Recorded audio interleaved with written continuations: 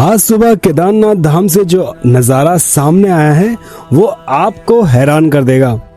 पूरा धाम मानो गायब हो गया है। ना मंदिर साफ दिख रहा है, ना पहाड़, ना रास्ता। लेकिन दोस्तों, यही वो वजह है जिसकी वजह से आज बाबा केदार के दर्शन उतने ही आसान हो गए हैं जितने शायद पूरे सीजन में ना हुए हैं। और दूसरी तरफ बद्रीनाथ धाम को लेकर एक ऐसी चेतावनी जारी की गई है दोस्तों कि पूरा उत्तराखंड इससे काफी ज्यादा सहमा हुआ है। अगले 4 दिन उत्तराखंड के लिए काफी ज्यादा अहम है। तो क्या आज यात्रा पर निकलना सही रहेगा या रुकना चाहिए? दोस्तों, वीडियो को अंत तक जरूर देखिएगा, क्योंकि आखिर में मैं आपको वो जानकारी दूंगा जो आपकी अगली यात्रा को तय करेगी। राधे राधे दोस्तों, जय श्री केदार। केदारनाथ धाम से मैं राहुल, जहां आपको मिलती है केदारनाथ धाम और चारों धामों की लेटेस्ट अपडेट और ताजा खबरें। आज तारीख हो चुकी है 14 अगस्त 2026। चलिए दोस्तों, शुरू करते हैं आज की ग्राउंड बॉक्स सीधे केदारनाथ धाम से। दोस्तों, सबसे पहले बात करते हैं मौसम की। पिछले 2 दिनों तक यहाँ चिलचिलाती धूप निकल रही थी, लेकिन आज सुबह से पूरा नजारा बदल गया है। धाम पूरी तरह से कोहरे में पैक हो गया है। चारों तरफ इतनी धुंध है कि सामने की चीजें साफ नजर ही नहीं आ रही है। सुबह के वक्त हल्की बारिश भी हुई थी, जो कुछ देर बाद रुक गई। अभी इस समय बारिश नहीं हो रही है दोस्तों, लेकिन ठंडी हवा और कोहरे की वजह से पूरा वातावरण काफी ठंडा बना हुआ है। जैसे कि मैं आपको हर बार बताता हूँ, पहाड़ी मौसम का कोई भरोसा नहीं होता। यह कोहरा किसी भी वक्त बारिश में बदल सकता है। इसलिए अगर आप यहाँ हैं या आने वाले हैं तो रेनकोट, गर्म कपड़े साथ जरूर रखें। ठंड बढ़ चुकी है दोस्तों, और हो सके तो अच्छे वाले गर्म कपड़े रखें, क्योंकि जैसी बारिश ज्यादा होती है तो ठंड भी और ज्यादा बढ़ जाती है दोस्तों। अब आती है आज की सबसे बड़ी खबर। दोस्तों, इस वक्त केदारनाथ धाम में श्रद्धालुओं की भीड़ जितनी कम है, शायद ही आपने पूरे सीजन में इतनी कम देखी होगी। यात्रा सीजन के पीक दिनों की तुलना में लगभग 99% भीड़ इस वक्त कम हो चुकी है। मंदिर प्रांगण लगभग खाली पड़ा है। एग्जिट गेट पर, मंदिर के रास्तों पर कहीं भी कोई लंबी कतार नजर नहीं आ रही है। जो श्रद्धालु अभी आ रहे हैं वो बहुत कम संख्या में रुक रुक कर आ रहे हैं, जिसकी वजह से पूरे धाम में एक अलग ही शांति का माहौल बना हुआ है। और दोस्तों, इस शांति का सबसे बड़ा फायदा मिल रहा है दर्शन में। अलग अलग श्रद्धालु से बात करने पर पता चलता है कि गर्भगृह के दर्शन में महज 15 से 20 मिनट का समय लग रहा है। सोचिए दोस्तों, जो दर्शन मतलब घंटों लाइन में होते हैं और पीक सीजन में तो कभी कभी दूर से ही होते हैं, वो आज मिनटों में हो रहे हैं। आराम से आप जाइए, वहाँ पर समय बिताइए, शक्तिपीठ को स्पर्श कीजिए, घी चंदन से अभिषेक कीजिए। आराम से, कोई धक्का मुक्की नहीं, कोई आपाधापी नहीं। हर भक्त पूरी शांति और भक्ति के भाव के साथ बाबा केदार के दर्शन कर पा रहा है दोस्तों। जो यात्रा दर्शन करके लौट रहे हैं वो यह भी बता रहे दोस्तों कि नीचे से ऊपर तक पूरा पैदल सुरक्षित है, कोई रुकावट नहीं है, कोई दिक्कत नहीं है। तो दोस्तों, अगर आप यात्रा का प्लान बना रहे हैं तो अभी तो बहुत अच्छा समय है दोस्तों। कोई भीड़ नहीं है, कोई रुकावट नहीं है दोस्तों, कोई लैंडस्लाइड भी नहीं है फिलहाल, क्योंकि अभी 2-3 दिन से काफी अच्छी खासी धूप निकली हुई थी। तो अभी आने का अगर प्लान बना रहे हैं रास्ते में है तो बहुत अच्छा प्लान है दोस्तों, आराम से आइए आप।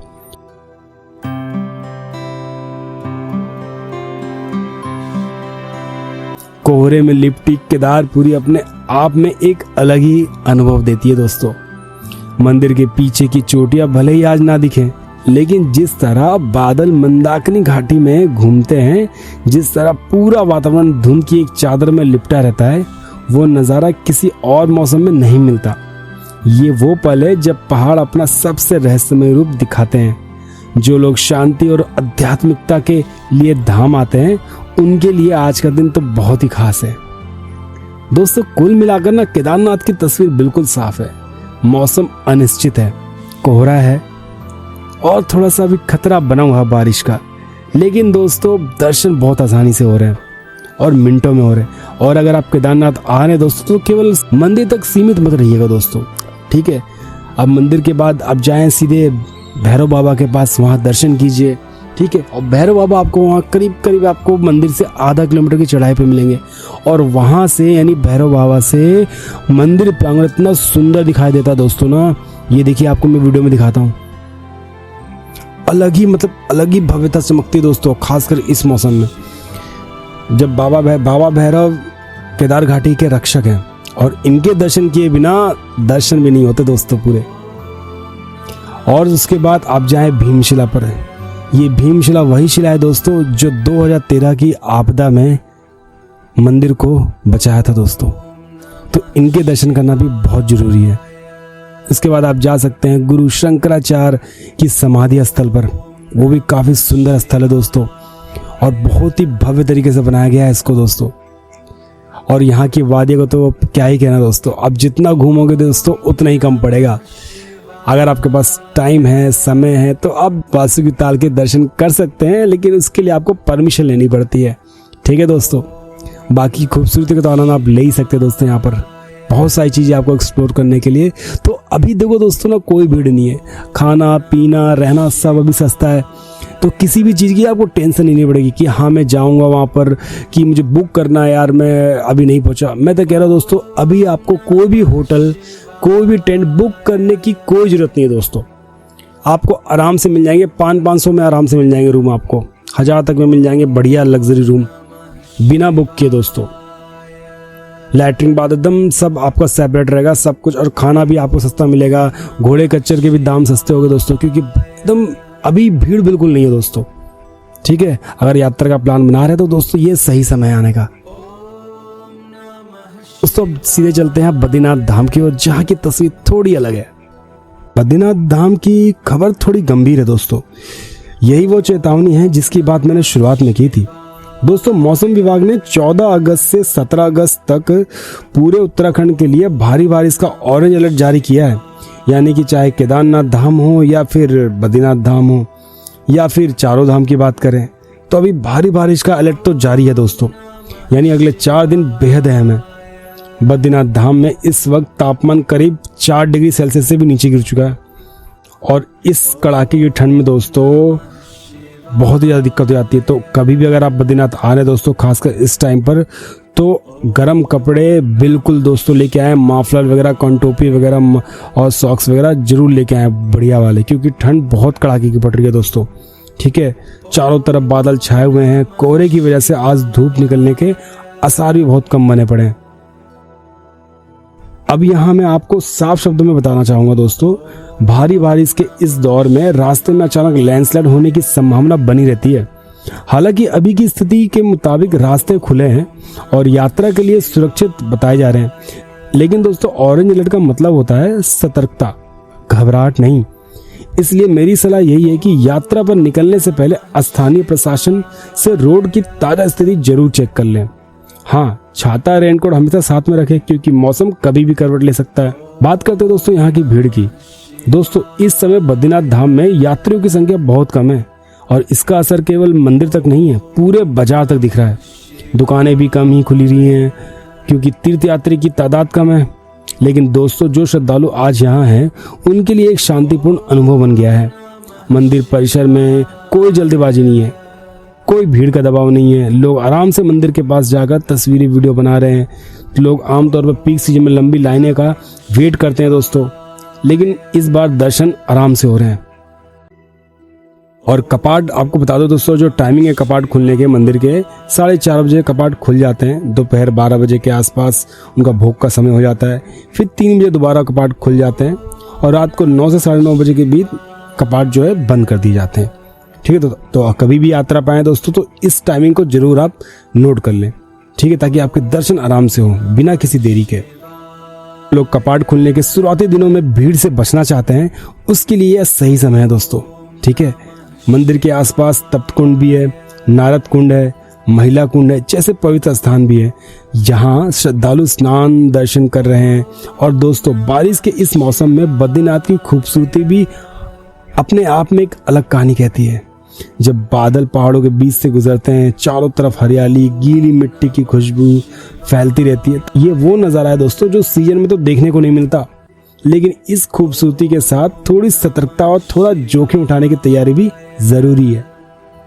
और दोस्तों अगर आप यहाँ पर आ रहे हैं बद्रीनाथ, जैसे कि आपको मैं बार बार बोलता हूँ कि बद्रीनाथ एक ऐसी जगह है दोस्तों जहाँ पर आपको ना आध्यात्मिक दर्शन होंगे।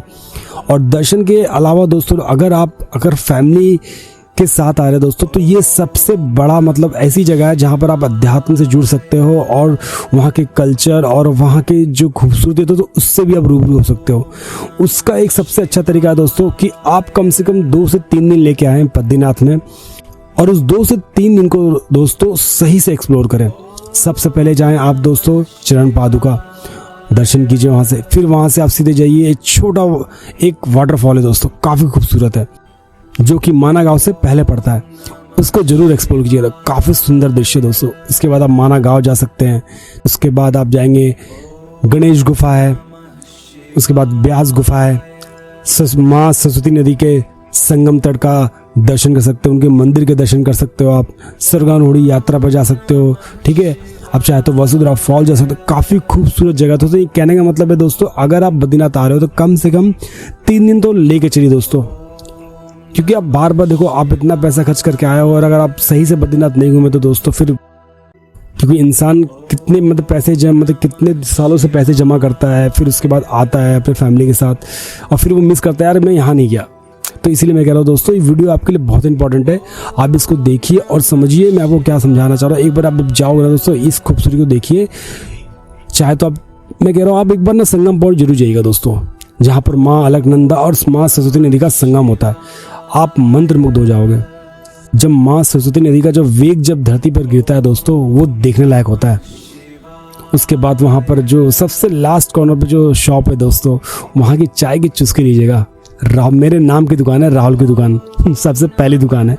मजाक करो दोस्तों, मेरी दुकान नहीं है, वो बस नाम है राहुल की दुकान, जो कि सबसे पहली दुकान है वहाँ माना गाँव की। तो आपको मिलेगा आपको ऊपर।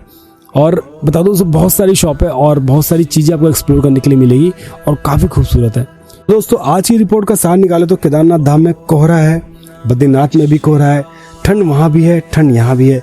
लेकिन दोस्तों एक चीज़ जो है वो दोनों तरफ सेम ही है दोस्तों, भीड़ कम है, दर्शन आसान है और कोई जल्दीबाजी नहीं दोस्तों, आराम से दर्शन हो रहे हैं। बस ये है कि दोस्तों सतर्कता आपको बरतनी ही पड़ेगी, क्योंकि मौसम अभी ऐसे ही है। मानसून में कब मौसम बदल जाए, मानसून छोड़िए दोस्तों, कब पहाड़ों का मौसम कब बदल जाए दोस्तों कोई नहीं कह सकता, ठीक है। तो उसके लिए आप तैयारी आपको पूरी करनी है। छाता, रेनकोट, मेडिकल किट रख लीजिए अपने साथ, ठीक है। तो ये सब चीज़ जो है आपके लिए इम्पॉर्टेंट है, तो इसका साथ में जरूर रखना बहुत ही इंपॉर्टेंट है, ठीक है। उसके बाद ही आप यात्रा का प्लान कीजिए दोस्तों, ठीक है। और अभी ठंड बहुत है दोस्तों, क्योंकि मौसम थोड़ा सा बारिश वाला हो रहा है, तो अपने साथ कैप भी रखें, मफलर भी रखें, सॉक्स भी रखें और हाथों के ग्लव्स भी रखें साथ में, ठीक है दोस्तों। और थोड़ा खाने के लिए ड्राई फ्रूट वगैरह रखें, ताकि आपको रास्ते में अगर आप कहीं फंस जाए बाई चांस, तो आप कम से कम अपना पेट भर पाएँ, ठीक है। ज़्यादा हैवी लोड कैरी करने की जरूरत नहीं है, तो रास्ते में मिल जाती है आपको, लेकिन थोड़ा बहुत कुछ रखिए अपने साथ, ताकि रास्ते में कुछ आप खा लें। अगर आपको यह जानकारी काम की लगी है दोस्तों, तो वीडियो को लाइक करें, चैनल को सब्सक्राइब करें, अगर अभी तक नहीं किया है तो बेल आइकन जरूर दबा दें, ताकि हर रोज की ताजा अपडेट आप तक सबसे पहले पहुंचे। कमेंट में बताइए दोस्तों, आप केदारनाथ जा रहे हैं या बद्रीनाथ, या दोनों जगह जा रहे हैं और किस दिन जा रहे हैं दोस्तों। तब तक के लिए राधे राधे, मिलते हैं नेक्स्ट वीडियो में, तब तक के लिए जय श्री केदार दोस्तों।